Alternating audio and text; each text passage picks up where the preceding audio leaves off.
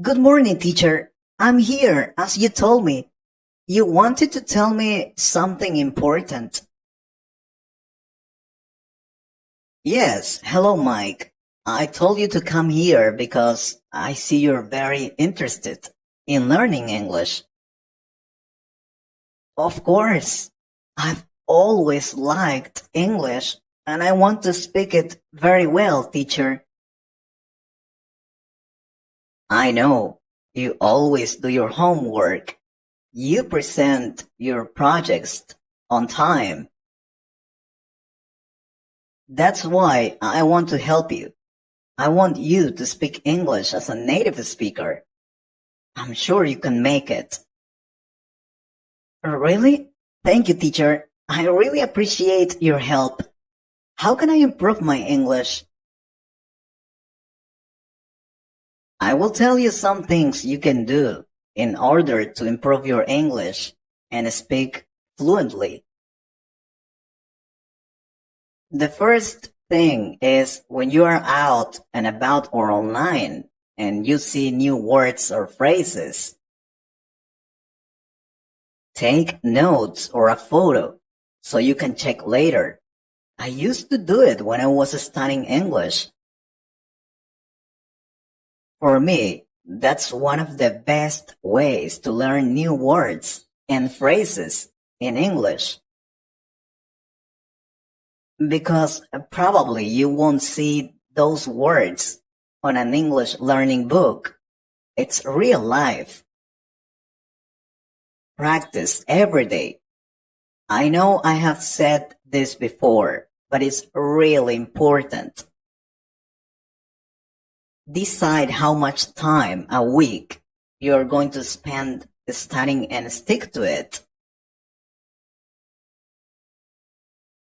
If you just study or practice when you remember to do it, you won't see your progress. It is important to set aside time to practice every day, no matter if it's some minutes or an hour. Also, it doesn't have to be the same study method. You can read, write, listen, sing, watch a movie, etc. But remember to be realistic with your time. We have a video about the best study routine. We have talked about long-term goals before, but give yourself short-term goals too. And reward yourself when you achieve each one. Be realistic. Don't set unachievable goals. Or you will lose motivation when you don't complete them. What can you realistically complete in the time you have? English is about communication. Set goals that are personal, not linguistic, because these are more motivating. For example, I want to be able to tell my friends about my holiday. Or I want to talk about my future plans or the things I did in the past. Those are good examples. What I mean is, don't say, I want to learn past simple or I want to learn present perfect. Take it to real-life communication. That's the best way to learn something. Another thing, get help. If you don't understand something, you've got to ask someone. Ask your teacher, classmates, or friends for help. You can also investigate on the internet. Review, and review. It is very, very important to improve your English. Make sure that you take the time to review things you have studied in the past. Otherwise, you'll forget about it, and in the future, you won't be able to communicate very well. It's not a good idea to study on your own for a long period of times. You need to take a break. Yeah, take regular breaks. Get some fresh air or stretch your legs. It is important. Another thing, don't be in such a hurry to move up a level. Seriously. Learning English is about your progress, not your level. Understand that. As long as you're progressing, you're in the right level. I'm telling you this because there are many students who are in an advanced English level just on the paper, but when you ask them to speak English, they still use basic words and phrases. That's very common. So focus on your progress and learning new things, not only on your level of English. And with this, I want to tell you something. Remember, you can learn from everyone. Whether they are the same level, a lower level, or higher than you. Remember that.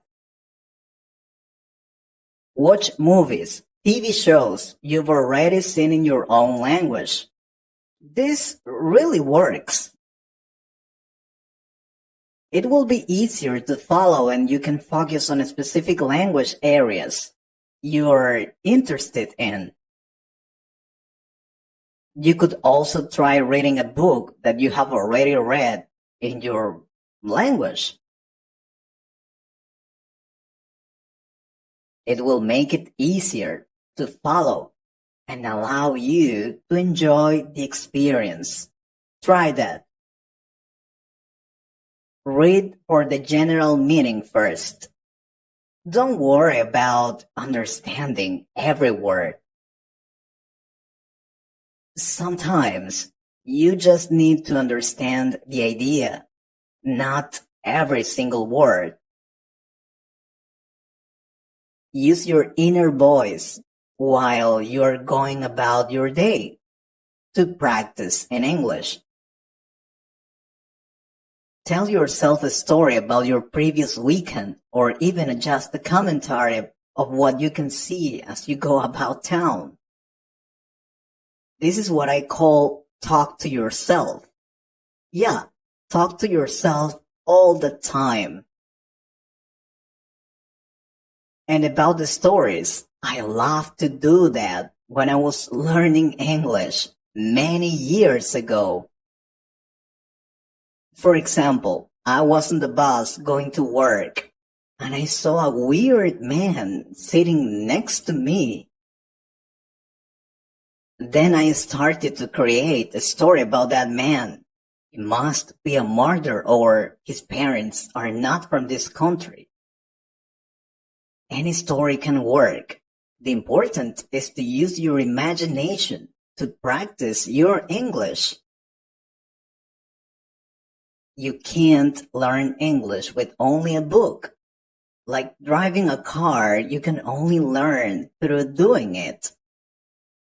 Find opportunities to speak. Try to find a local language exchange event or online friends. Why not start an online blog or share your writings with the world? That could work too. Keep an eye on your punctuation as it can totally change what you're trying to say. Check out the difference in meaning between these two sentences.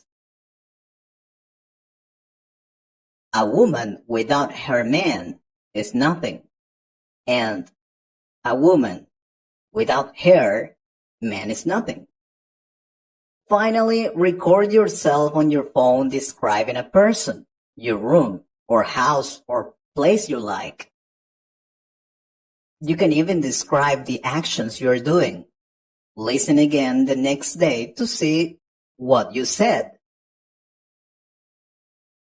You can evaluate and improve your own speaking.